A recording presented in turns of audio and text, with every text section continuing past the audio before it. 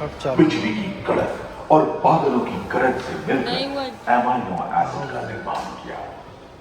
प्राय 350 करोड़ वर्ष पहले प्रथम एक कोशिकीय जीव की रचना हुई।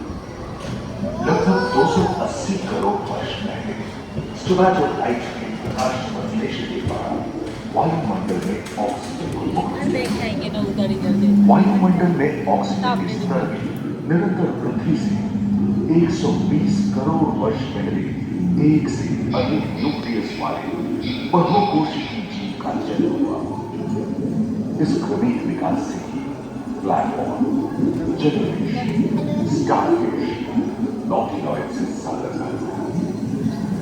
की किनारे वाले और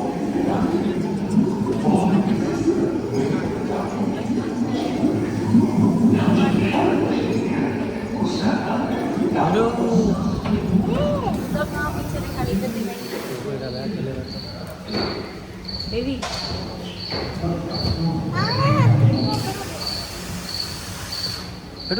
लगभग 35 करोड़ वर्ष पहले धरती पर पेड़ पौधों का जन्म हुआ, जो बढ़ते गए और घने जंगलों में बदल गए।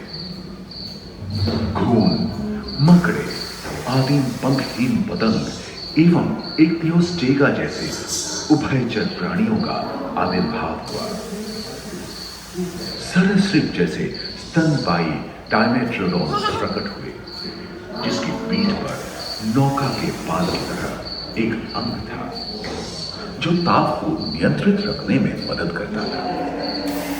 सरीसृप की तरह ही एक अन्य स्तनपायी प्राणी साइनोनेथस इन दिनों काफी प्रभावशाली हो उठा था। इसकी विशेषताएं कुत्ते से बहुत मिलती थी।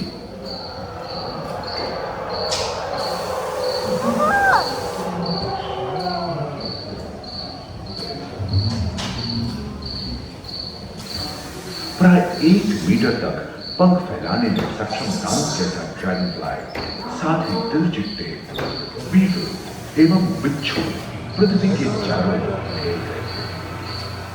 धरती में पाए जाने वाले अधिकांश कोयले ही कार्बोनिफेरस युग के मृत पौधे से उत्पन्न हुए थे, जो कि धरती के अंदर दब गए थे।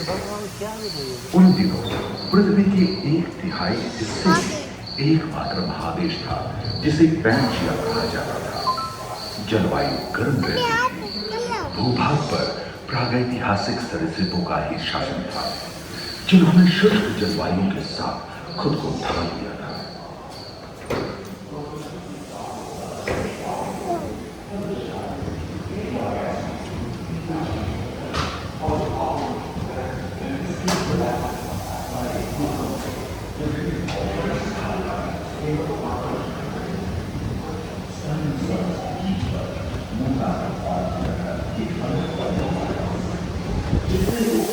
ऊपर बेबी, ऊपर बेबी। कछुओं और मगरमच्छों का जन्म लगभग 22 करोड़ वर्ष पहले इस धरती पर हुआ था। प्रथम स्तनपायी जीव मेगाज़ोस्ट्रोडो चूहे जैसे आकार का था। प्राचीन सरीसृप समाप्त होने लगे थे और उनकी जगह डायनासोर ने ले लिया था। ये घटना प्राय 20 करोड़ वर्ष पहले घटी थी। डायनासोर विभिन्न आकार एवं मांग के थे और धरती के कोने कोने में फैल गए थे एवं जलवायु के अनुकूल खुद को ढाल दिया था। इनमें से कुछ लोग गिलहरी की तरह हल्के फुल्के थे और कुछ 15 पूर्ण वयस्क हाथियों जितने भारी थे।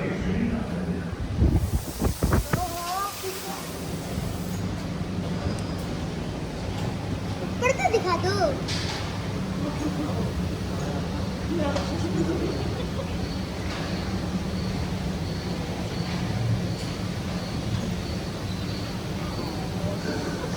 कुछ 4 पैरों से चलते थे, तो सियालोफाइसिस 2 पैर वाले डायनासोर थे।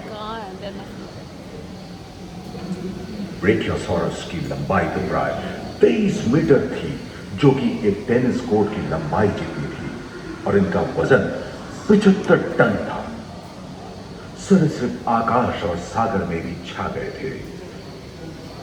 प्लियोसारस समुद्र में रहते थे। सबसे प्राचीन उड़न सरीसृप यूडीमॉर्फोडॉन हवा में उड़ते थे।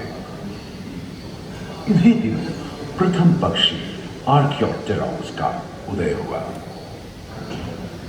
तो लाइट बंद करो।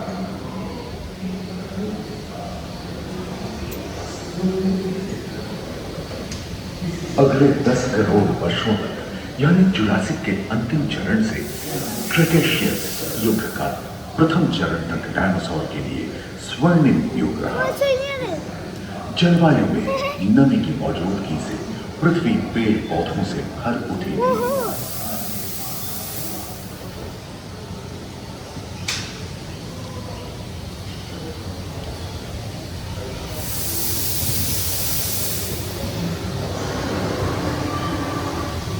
पैंजिया खंडित होने के कारण भारत एशिया की ओर खिसकने लगा था।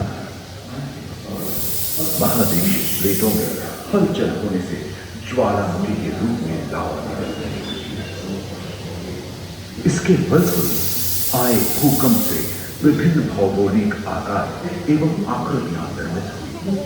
स्पाइनोसॉरस की पीठ पर नौका के पाल की तरह एक अंग हुआ करता था, जिससे वो अपने शरीर के दाब को नियंत्रित करता था। वेलोसिराप्टर, गैलोराइडस एवं ओविराप्टर जैसे छोटे डायनासोर को ओलिंपिक के तेज धावकों की तरह दौड़ सकते थे। पैरासाउरोलॉपस और कोरिथोसॉरस के सिर पर करगी होती थी।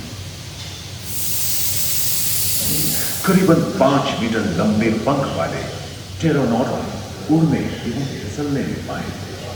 सुनने में विचित्र लगे, पर अधिकांश डायनासोर जैसे कि ट्राइसेराटोप्स और एंकिलोसॉरस शाकाहारी थे।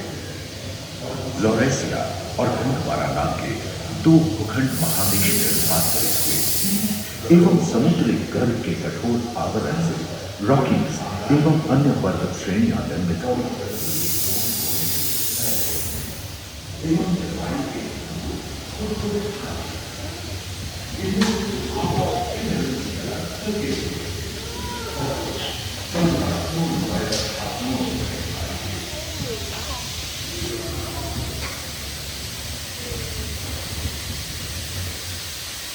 भूमध्यरेखा के बाद आबवा में उष्णता बनी रही, परंतु नदियां सूखने लगी थी एवं जंगल कम होने लगे थे।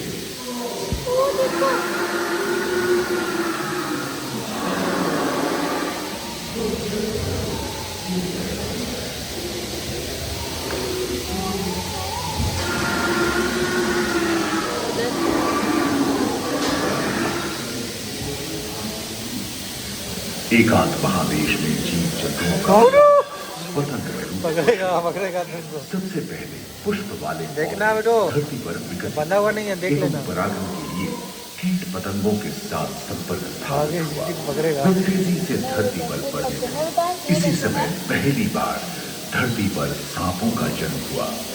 डायनासोर में सबसे भयंकर था टिरानोसॉरस रेक्स। भूस्थल पर इसका ही राज चलता था। यह प्राय 12 मीटर लंबा यानी 2 मंजिला मकान के आकार का था।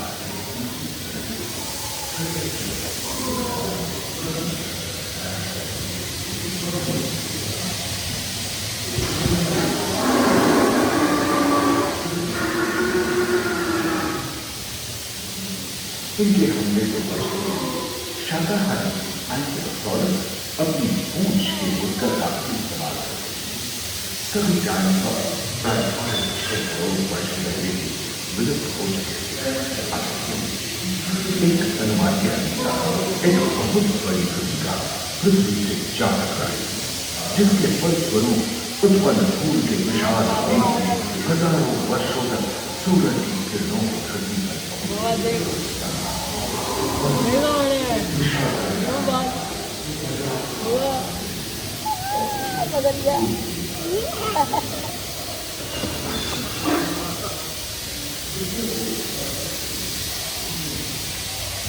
अब देखो कौन है।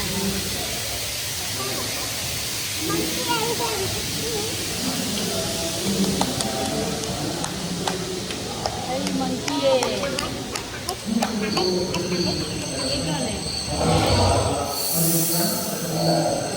कौन है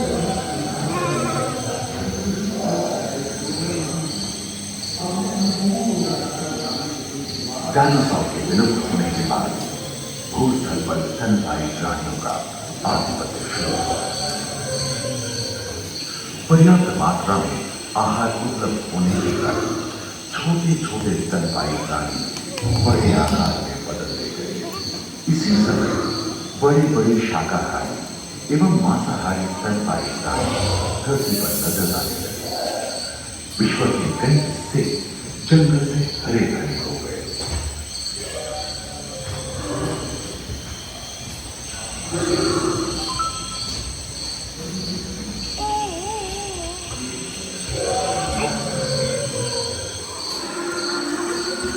हाथी के पूर्वज डायनोथेरियम और घोड़े के पूर्वज यूहिपस की उत्पत्ति हुई, जो आज के हाथी और घोड़े में रूपांतरित हुए। लेमूर, टर्सियर जैसे प्राइमेट भी इसी युग में पैदा हुए। खोखली अस्थियों वाली आज के दिनों की पक्षी इन्हीं दिनों जन्मे थे। डायाट्राइमा जैसे बड़े एवं उड़ने में अक्षम पक्षी उन जगहों में रहते थे जहां मांसाहारी बड़े स्तनपायी प्राणी नहीं मिलते थे। कीट एवं बंदरों का जन्म लगभग 1 करोड़ वर्ष पहले हुआ। इस समय आदि मनुष्यों का आविर्भाव हुआ। जलवायु में शीतलता आने एवं फूलों पर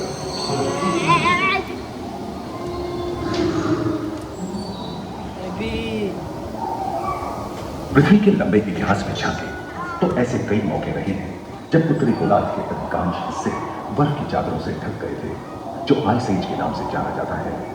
हम आज ऐसे ही एक आइस एज में रह रहे हैं जो 20 लाख वर्ष पहले शुरू हुआ था। रोएदार गैंगे, रोएदार स्तनपायी और कस्तूरी कायों ने अपने शरीर के रोमों की सहायता से शीतल जलवायु के साथ तालमेल बैठा लिया था।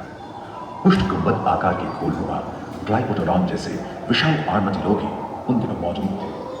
सिल्वर टूथ वाले बाघ और विशाल सिंग वाले हिरन जंगल में शान से विचरण करते थे। संभवतः सामने के दांत से मांस को चीरने फाड़ने में हुई अड़चन के कारण यह समय के साथ विलुप्त हो गए। वहीं दानव आकार के हिरन हिंसक जानवरों से बचने के लिए तेजी से नहीं भाग सकते थे। फलस्वरूप वे भी ओझल होने गए। इस समय से ही आधुनिक मानव का क्रमिक विकास शुरू हुआ और विशालकाय स्तनपायी प्राणी धीरे धीरे विलुप्त होने लगी।